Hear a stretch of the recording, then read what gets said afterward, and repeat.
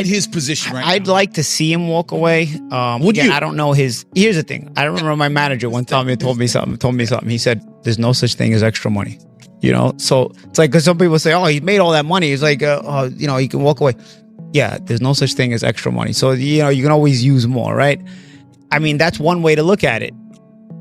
But are you going to wind up in a situation where you regret looking back? Also, there's the other side of it. There's the boxing, doing what's good for boxing side of it, which Canelo was not doing for a while, and that is keeping the titles hostage and pass the torch to the next guy. And not only keeping the titles hostage, but defending them against middle tier opposition while freezing out the top contenders in the weight class. That's not boxing. That's not sport. That's not good for the health of the business. And it's not good for the young talent to not be able to come up the way they need to. After Crawford's big win against Canelo, Paulie Malignaggi said it might be the best time for Crawford to retire while he's still on top. He warned that chasing more success could cost him everything. Even Crawford's close friend Devin Haney agreed. He said, "I would love to see him retire. I think he has already achieved everything in boxing." His words sounded more like a heartfelt request than simple advice, because he knows the hard work, sacrifices, and risks that come with every extra fight. This showed Crawford not just as a champion, but as a man at a turning point, where one choice could either protect his legacy or put it all in danger. Many voices around him repeated the same thought. Maybe now is the perfect time to walk away. Finally, Crawford himself spoke, hinting that this could be the last chapter of his career. His words carried the pride of a legend, but also the heavy feeling of possible retirement. Going up and becoming undisputed against Canelo. Whoo! Come on, man. I'm flying in the sunset, man. Thank you, boxing. I'm trying to make all-time history. Right. If the Canelo fight come to fruition, then that's a fight that I'll be willing to take just off the wrist. To be one of the all-time greats that... It was the voice of a man who had already achieved everything in boxing. He wasn't bragging, just calmly showing that his legacy was safe no matter what he decided, continue or retire. But hidden in his words was the feeling that retirement was calling, even as the hunger for one more victory remained. That inner struggle gave his message a powerful and emotional weight, leaving fans uncertain about what he will do next. In that moment, Crawford wasn't only talking about boxing. He was talking about the thin line between glory and goodbye. Chris Algieri also said he wants Crawford to retire while still at the very top, reminding everyone with lessons from boxing's past. With the champ, I would love to see him walk away and finish a career perfect at its height. Kind of the way that I wish Roy Jones had done after he had beaten John Ruiz. He jumped up to the heavyweight division, became heavyweight champion of the world. At that point, it's like, what else is there to do? And he chose to go back down to light heavyweight, fight the number one contender and who's been there for a long time, Antonio Tarver, who's a super dangerous guy. And he ended up winning that fight too. He could have stopped there. It wasn't a great performance, but he could have stopped there, and he would have been minted as GOAT status. But he kept going, and he kept going, and he kept going. Algieri's words carried the weight of history. He warned about the danger of chasing more victories after already reaching perfection. His message reminded fans of another legend who could have left the sport untouchable, but stayed too long. For Crawford, the warning was clear: your legacy is already written, don't risk damaging it. Algieri wasn't criticizing, he was pleading, asking Crawford to realize that sometimes the hardest battle is knowing when to walk away. Later, Algieri repeated his belief that Crawford should retire, this time pointing to the harsh and unforgiving realities of boxing. Part of me wishes that he did stop then, because then we're talking about GOAT status, which is where Crawford is right now. But that money's real, man. That's a lot of money. And saying that he made, 10, maybe 20 million this fight against Canelo. Canelo made 150. So can you just leave that money on the table? I don't know many guys who would. I don't know many guys that have. And I obviously he's still got a lot left to him, but I don't see him campaigning at 168. I think he gets rid of those titles for more than a couple reasons. One reason is he's just not that weight. And I believe that it was a calculated risk going up 2 weight classes and fighting Canelo because he's a smaller guy. Canelo's 2 inches shorter than me. Canelo has a 4-inch discrepancy in reach. He's got slow feet. There was a lot of things that Canelo presented, even at 68, that Crawford saw where he was going to be better than him at it. He could take advantage of. And he did. We saw that all night long in all 12 rounds last Saturday. Algieri then focused on the money, the weight, and the risk Crawford had just taken. He praised Crawford's performance but worried that pushing further might bring more danger than reward. Algieri cut through the glamour, pointing out how tempting the millions can be, even when there's nothing left to prove. In his view, Crawford managed the risk perfectly against Canelo, but trying it again could end badly. For him, retirement now wasn't just smart, it was the only way to protect Crawford's greatness forever. Then came the voice of a legend. Roy Jones Jr. Few know the cost of staying too long better than him, which made his words even more powerful. He said Crawford had done it all, and that was enough. His message felt like a man speaking to his younger self through Crawford. No lecture, just sharp truth. Once you reach the very top, sometimes that's the perfect ending. His tone carried both respect and caution, reminding everyone that greatness lasts forever if you step away at the right time. Coming from Roy, a fighter who lived through both glory and the pain of going too far, the advice carried even more weight. It felt less like commentary and more like wisdom passed from one legend to another. Finally, Paulie Malignaggi turned to the politics around Crawford's future. He pointed out the double standards in boxing that push some fighters into certain matchups, which is exactly why he wants Crawford to retire. Heard the conversations and where all of a sudden Turki Al-Sheikh now is pushing the Benavidez fight on Crawford. Dude, why didn't you push the Benavidez fight on Canelo? Like, what's with that? If you're the guy, be the guy. Why is he walking on eggshells with Canelo? Like, he had Canelo. He was just so happy, like a bit of a groupie, I gotta say. Like, he had Canelo. He wasn't pushing a Benavidez fight on Canelo, but all of a sudden, Crawford wins the title. I'm gonna push the fight. I'm gonna push the Benavidez fight right away. Paulie's words carried frustration. He pointed out that Crawford was being pressured in ways Canelo never was. It wasn't only about opponents, it was about respect, and how quickly the story can change when a new champion rises. His view revealed a deeper truth. Boxing often demands more from one fighter than another.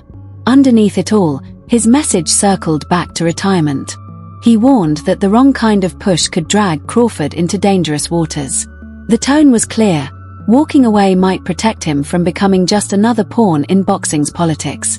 Paulie then shifted his focus to weight, questioning what staying at 168 pounds would really mean for Crawford's future. Mind Crawford not fighting Benavidez because Crawford is so much smaller. It's like when Pernell Whitaker beat Julio Cesar Vasquez. He won the title at 154, but then he vacated and went back down.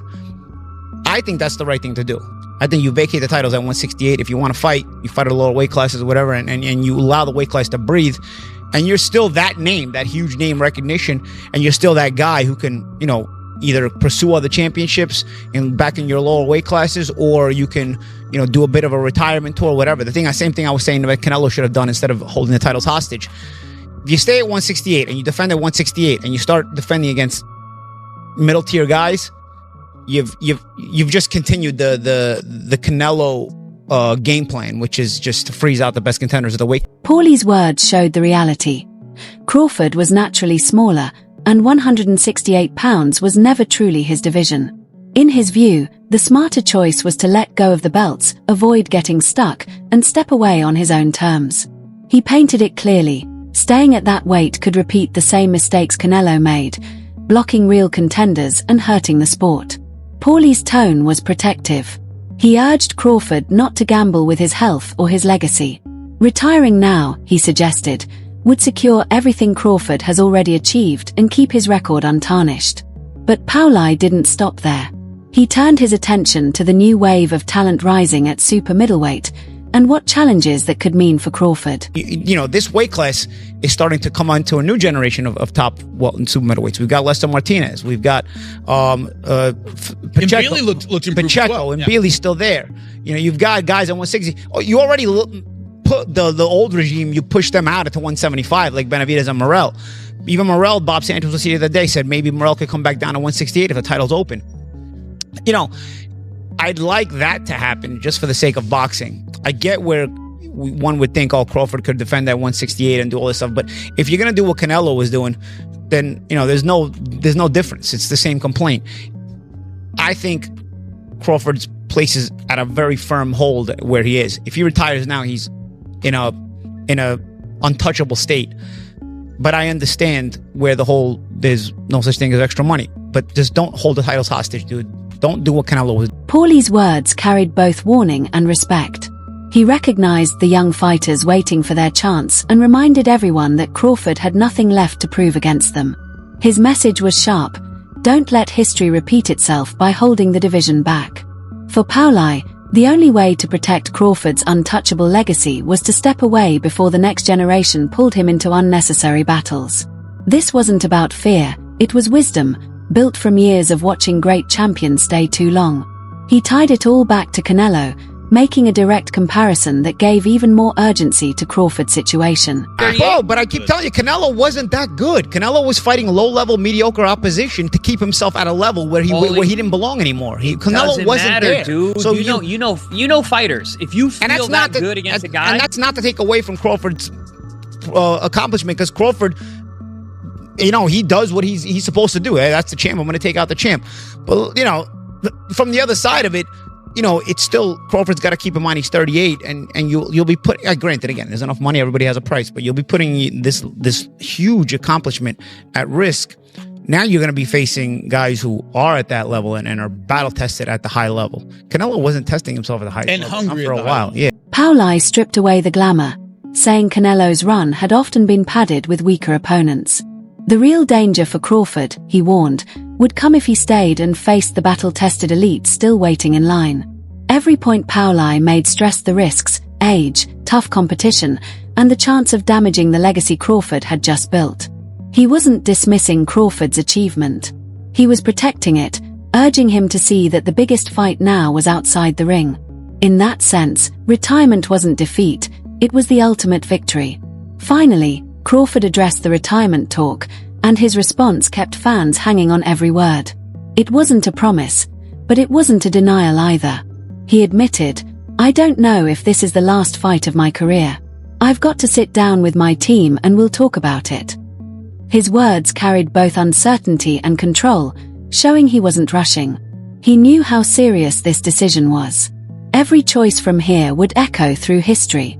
The hesitation didn't sound like weakness, it sounded like a champion carefully weighing legacy against temptation.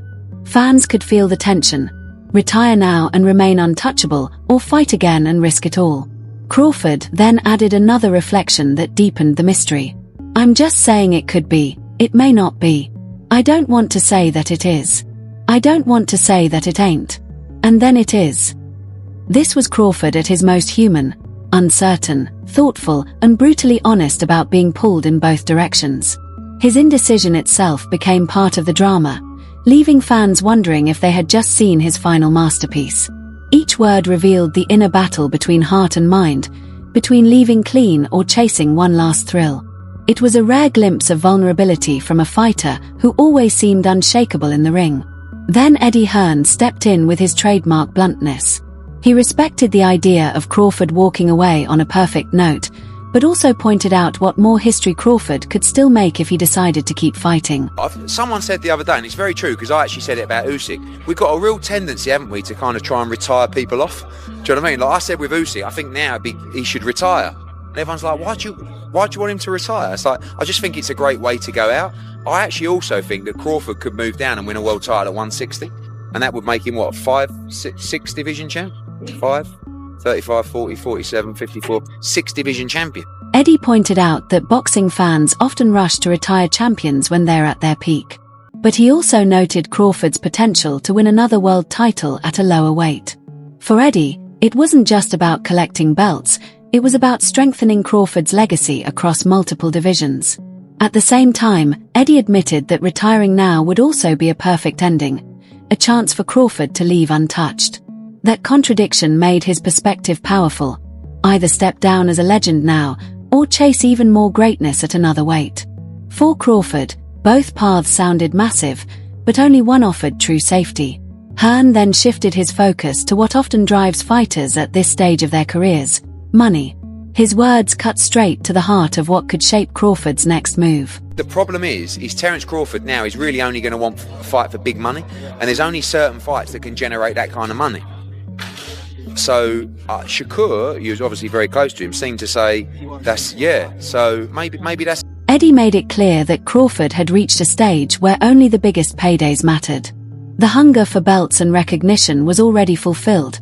Now it was about building a financial legacy. That narrowed the list of opponents to only a few names who could bring huge purses. The question wasn't about Crawford's skill. It was whether boxing's business side could deliver fights big enough to keep him motivated. Eddie pointed to one matchup in particular, a fight he believed could shape the future. It wasn't just about Crawford facing another opponent. It was about testing him against the next generation and symbolically passing the torch. Terence Crawford against Jaron Ennis, for me, is the best fight in American boxing. But it needs to be a payday for Crawford that would get him interested, because Crawford knows how good Boots is. And I'm not saying that Crawford thinks he's going to lose to Boots, but he knows that is a real fight. But for me, Boots is the new Crawford. We've just got to go out and get the fights to show how great he is. Eddie called a fight with Jaron Boots Ennis the best matchup in American boxing, but he also admitted the stakes were huge. This wouldn't just be another payday, it would be a battle of eras, with Crawford putting his throne on the line against a hungry rising star. Eddie's words carried both excitement and caution, suggesting even Crawford knows how dangerous such a fight could be. It felt like destiny calling, but also like a trap that might undo everything Crawford has built. For Hearn, the choice was clear. Crawford's decision to retire or keep going would decide if that fight ever happens, or if his story ends untouched at the very top. Then Crawford's longtime coach, Bomac, weighed in on the talk of a showdown with Boots. His response was direct and brutally honest, cutting through all the hype. Janibek is on, though. He's a nightmare. And is he better than Madrimov? He's a big. I think so. I think he's got similar style in terms of the trickiness. He's obviously bigger. He fights 60, and he's a big 60. And he has more power. Madrimov is not a power puncher at the highest level. I think Janibek does have that. But you mentioned the inconsistency of Janibek's performances. If he has an off night against Crawford, he loses. But if he has an on night, I mean, he still might lose, but because Crawford's Crawford. But it's a tough fight, very tough fight. It's a winnable fight. But there's Carlos Adames. And I keep bringing up that sparring session. Bomac's words showed how carefully Team Crawford is planning the future. This wasn't about fear, it was about strategy, choosing the right fights at the right time. He made it clear that Boots, with his size and youth, wasn't a matchup Crawford needed to chase at this stage. Instead, his stance suggested protecting a legacy that's already secure rather than risking it in a dangerous fight. His comments left fans divided. Some wanted to see the fight happen, while others agreed that retirement might be the smarter move. Then Chris Algieri weighed in on the talk of a matchup with Janibek. His analysis was detailed, mixing respect for Crawford with a sharp focus on the risks that fight would bring.